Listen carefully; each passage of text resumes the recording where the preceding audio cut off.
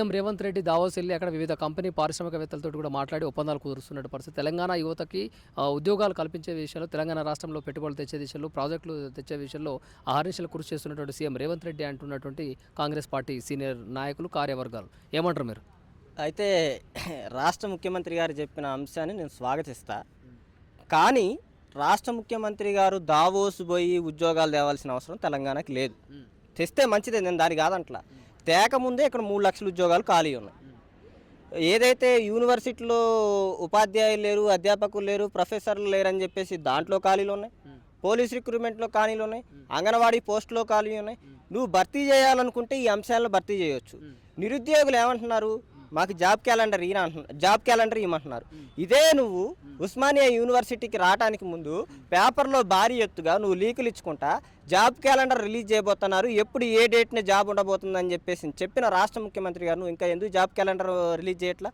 ఇదే ఉప ముఖ్యమంత్రి గారు బట్టి విక్రమార్క గారు అసెంబ్లీలో వేసి పాత జాబ్ క్యాలెండర్ రిలీజ్ చేసి 100కు 100% ఈ జాబ్ క్యాలెండర్ ఇంప్లిమెంట్ అవుతుంది, నన్ను ఏదైతే కోచింగ్ సెంటర్లు ఉన్నాయో ఆ కోచింగ్ సెంటర్లో వచ్చి ఏదైతే జాబ్ క్యాలెండర్ నోటిఫికేషన్లు కొద్దిగా ప్రొలాంగ్ చేయమని చెప్తుంటే నేను చెయ్యను నా తెలంగాణ సమాజంలో ఉన్న యువత కష్టపడి సంపాదించుకుంటున్న డబ్బుని నేను ఏదైతే ఈ కోచింగ్ సెంటర్ల పాలు కానీనని చెప్పిన రాష్ట్ర ముఖ్యమంత్రి గారు ఎందుకు తొంగలో దొక్కిండు? ఏ కోచింగ్ సెంటర్లో కమిషన్లు ఇచ్చినాయి అని చెప్పేసి నేను రాష్ట్ర ముఖ్యమంత్రి గారిని స్పష్టంగా సూటిగా అడుగుతున్నా. అదేగాక తెలంగాణ రాష్ట్రంలో రాష్ట్ర ముఖ్యమంత్రి గారు ఏర్పడిన తర్వాత అనేక అవకతవకలు జరిగినాయి ఈ ఉద్యోగాల విషయంలోనే. గ్రూప్ 1 మీద ఉద్యోగాల మీద డివిజన్ బెంచ్ అంశం మీద జరిగితే అదే అంశం మీద రాష్ట్ర ముఖ్యమంత్రి గారు సుప్రీంకోర్టులో హైకోర్టు పోయి 20 మంది 30 మంది లాయర్లను పెట్టించి ఆయన ఫేవర్గా వాదించుకోండు. సరే, దాన్ని నేను కాదనట్లేదు. కానీ ఇదే జీవో 46 అంశం మీద ఎందుకు నువ్వు మాట్లాడలేదు? ఇదే జీవో నెంబర్ 29 అంశం మీద నువ్వు ఎందుకు మాట్లాడలేదు? ఇదే జాబ్ క్యాలెండర్ మీద ఎందుకు మాట్లాడలేదు? అనేక సమస్యలున్న డిఎస్సీల మీద ఎందుకు మాట్లాడలేదని నేను రాష్ట్ర ముఖ్యమంత్రి గారిని సూటిగా అడుగుతున్నా. నేను రాష్ట్ర ముఖ్యమంత్రి గారికి ఇక్కడ నుంచి ఒక సూచన చేయదలుచుకున్నా.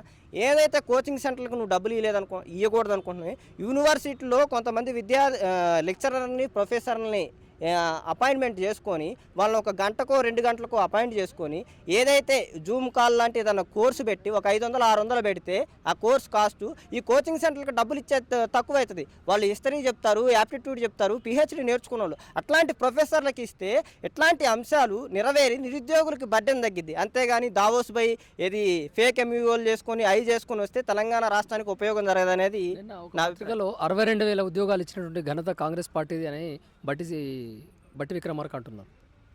నేనేమంటున్నా అంటే 62 ఉద్యోగాలు గత ప్రభుత్వంలో ఇచ్చిన నోటిఫికేషన్ 62,000 ఉద్యోగాలు ఏదైతే గత ప్రభుత్వంలో వేసిన నోటిఫికేషన్లో వీళ్ళు వచ్చిన తర్వాత 10,000 ఇచ్చారు.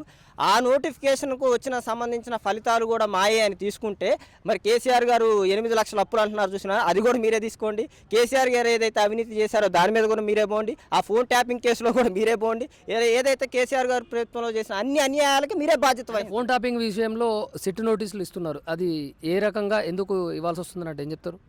నేనేం చెప్తున్నా అంటే, సరే ఒక అంశంలో రకరకాల వ్యక్తులు ఫోన్ ట్యాపింగ్ జరిగిందన్నారు. సరే, రకరకాల వ్యక్తుల్ని పిలుస్తున్నారు. పిలిచే విధానంలో ఏదైతే ఆ విచారణ జరిపే విధానం సరైందిగా లేదనేది నా అభిప్రాయం. ఎందుకని అంటున్నంటే 2 సంవత్సరాలు 3 సంవత్సరాలు సాగదీయాల్సినంత కేసుకి అంత స్టామినా కానీ స్ట్రెంత్ కానీ లేదు. ఒకవేళ ఉన్నది అనుకుంటే కనుక నువ్వు దాదాపు 1 సంవత్సరంలో పూర్తి చేసి అరెస్ట్ చేయొచ్చు. నీకు ఎందుకంటే సిట్టు, పోలీస్ అధికారులు, నీకు కావాల్సిన అన్ని వ్యవస్థలు నీ చేతిలో ఉన్నాయి. కానీ నువ్వు ఎందుకు జరుపుతున్నావు? రాజకీయ స్వలాభం కోసం. మీరు ఆలోచన చేయండి.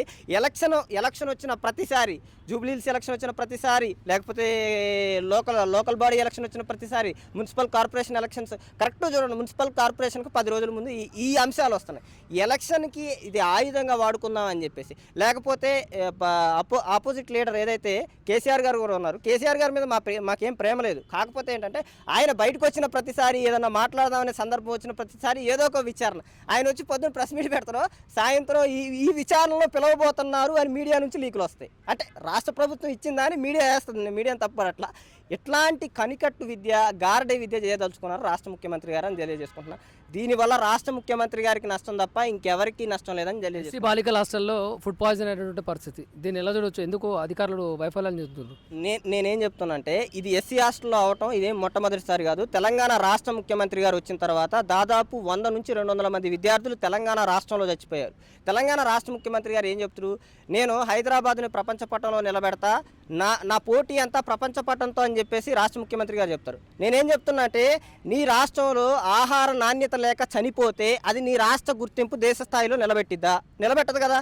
నేనేమంటున్నా, నువ్వు ప్రతి హాస్టల్కి వచ్చి నువ్వు పర్యవేక్షించలేవు, నేను కాదనట్ల. కానీ తప్పు జరిగిన ప్రతిసారి నువ్వు కఠినంగా ఎందుకు వ్యవహరించలేదు? ఏ లాలూచి ఉండి నువ్వు ఎందుకు ఇలా వ్యవహరించును? అధికారులు నీ ఆపన్న హస్తాల కింద ఎందుకు దాస్తున్నావు అనేసి రాష్ట్ర ముఖ్యమంత్రిని అడుగుతున్నా. ఇటీవల మళ్ళీ ఉస్మానియా యూనివర్సిటీలో వచ్చింది. ఉస్మానియా యూనివర్సిటీకి 1000 కోట్లు ప్రకటించిన అని చెప్పేసిన రాష్ట్ర ముఖ్యమంత్రి గారు ఆగస్టు వచ్చిన తర్వాత కూడా 2 రోజులకు వచ్చింది, మళ్ళీ ఇప్పుడు పోయిన తర్వాత కూడా వచ్చింది. ఒక రాష్ట్ర ముఖ్యమంత్రి గారి స్వయం పర్యవేక్షణలో ఉన్న యూనివర్సిటీలోనే ఇంత అన్యాయం జరుగుతుంటే రాష్ట్రంలో ఎంత జరుగుతుంది? అలుగు వర్షిణి గారు ఉన్నారు, ఇదే విద్యార్థుల పట్ల ఎట్లా మాట్లాడారనేది మీ అందరికీ ఆడియో లీక్లో వచ్చింది. కానీ ఎందుకు చర్యలు తీసుకోలేదని రాష్ట్ర ముఖ్యమంత్రి గారిని అడుగుతున్నా.